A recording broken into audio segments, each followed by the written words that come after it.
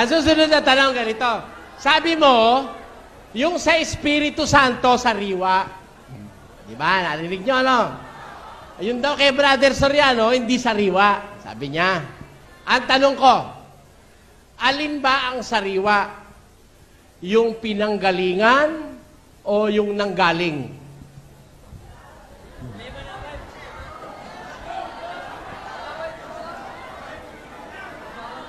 Ang bagong dating, yon ang sariwa. Ayan.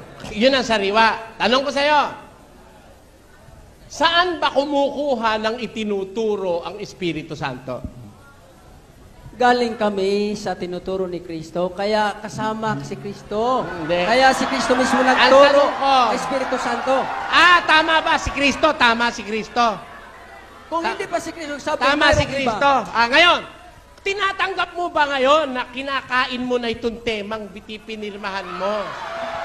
Nasabi mo, hindi na kailangang ituro yung o aral ni Kristo. Tinatalikuran mo na to.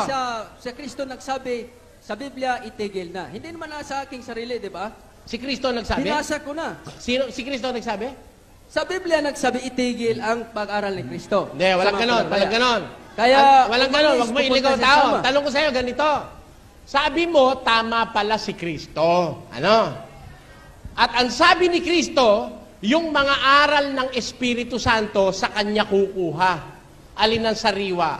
Yung pinagkukunan na sa Kanya nang gagaling lahat? O yung kumukuha lang? Alin ang sariwa? Ang sagot ko, ang bagong nga pinadala ni Kristo, nga hiningi sa mga ibigay, Espiritu Santo, yun ang sariwa.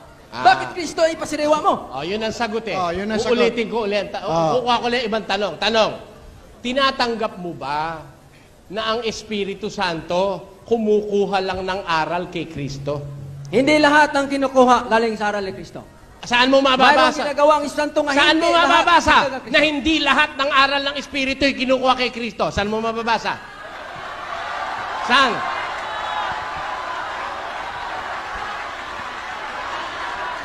Babasahin mo yan, ha? Tahimik lang. Tahimik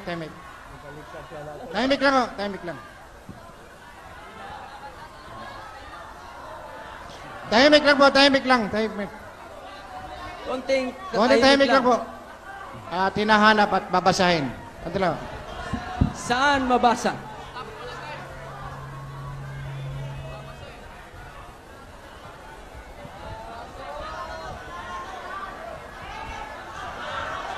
Sandali lang po. Hindi. Konting katahimik lang.